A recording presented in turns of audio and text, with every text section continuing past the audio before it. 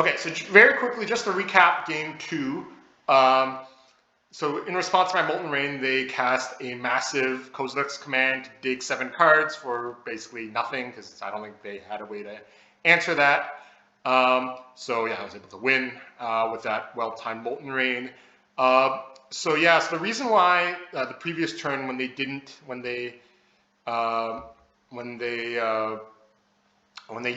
used that effect on my liquid metal effect on my flagstones, the reason why I didn't fetch a land was because I didn't want to give them that extra land to target the next turn, which was kind of dumb. Now I think about it, because they had already used their liquid metal for the turn, and then by the end of the turn I realized, oh, I was going to die the next turn. I was actually going to die the next turn between their attackers.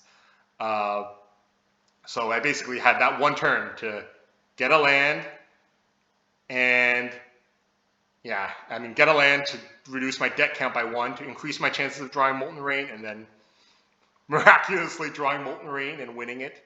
Like, winning it on my last possible draw from the last possible card. Like, insane.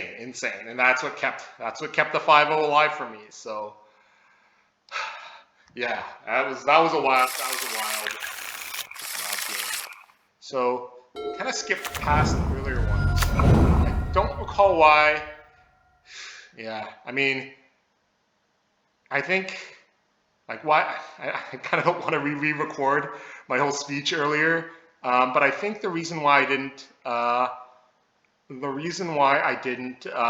mulliganed that first hand was because, like, it was all, like, high-cost stuff, and since I was on the draw, I knew they were just going to own me before I got my 3-mana spell on. I don't think I had, like, any fetches in that hand either, so anyways, that was the logic.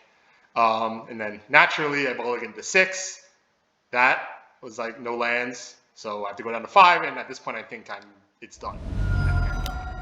The fact that I was able to pull this off was, against such a powerful deck like this, is wild. So they do this, but it's not, yeah, actually no, it is sowing Microspawn, so I'm like, but again, I have a path.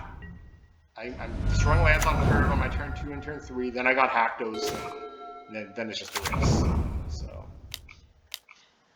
that's that. Again, I still think I have like a 10% chance of winning, but that Charmaw was clutch. That's a clutch draw. So they're doing Microspawn. They play a colorless land. So that was me. Did that huge tempo off Microspawn right away. They grab liquid metal coating. Luckily they have the 2 colorless lands, so I get rid of that. And this will hold off. Okay, so I get rid of the colored land, not because I expect to draw another Charmaw, but I thought it would keep them off Microspawn. And I'm like, at that point, if I destroy the, like, at that point, like, they don't have colorless stuff that costs 5 or 6. So it's like, it's better to just get them off of mana than to get them off green mana than to get them off of 6 mana or 5 mana. So that was the thinking. They still drew that, and now they're. So again, I still think I'm in a pretty big jam here. But so now I knew, because they have the advantage, that I'm just going to start racing with Charmaw, because they have a ton of mana and a Karn, and they're going to be taking large advantage. So the best call now is just to basically start racing. And especially now that I had Bolt to stop Microspawn. Here. Oh, yeah, so I killed Karn because Karn was just going to grab an Ensnaring Bridge and generate value, and it was exactly at 4. So I'm like, kill Karn, and I can still race them after that. Because if I leave Karn alive, they're just going to be generating even more value, and like I'm not going to be able to. That's going to be too much for me to race. So I kill Karn, and I know I have Bolt to handle Microspawn, so I'm not going to lose to that in a race.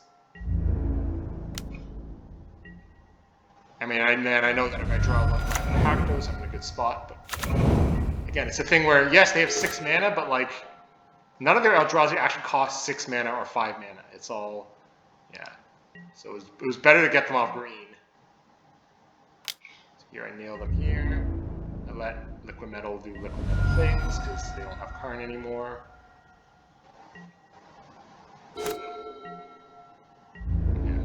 here's where I bolt Micro Spawn.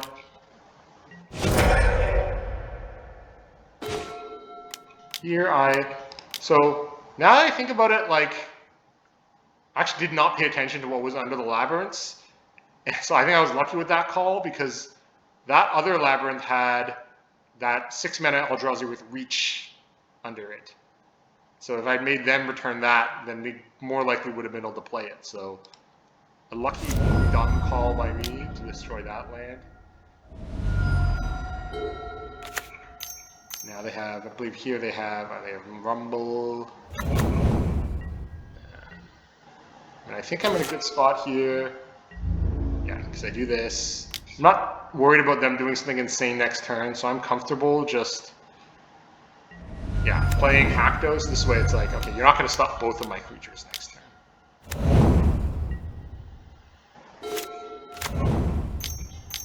Yeah, here they do the Null Drifter, but, you know, yeah. Like, it stops Charmal, but I have Haktos now, so. And I'll wrap it up with my attack.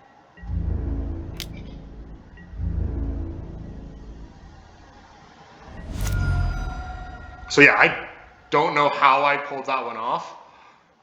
I mean, that Charm, again, in this matchup, Charmal is just so gold, because it destroys a land, and it's a massive tempo, like, well, yeah, it basically, yeah, like that. I won because I drew that at just the right time, and I had a good, like, mana curve of stuff, even after mulling to 5. So, yeah, like, that was a game, like, after mulling to 5, my win percentage is probably, like, less than 5% at that point, but, no, through a few lucky draws, through a few careful plays, this combined with last game, just definitely a match I should not have been close to winning, but somehow I did.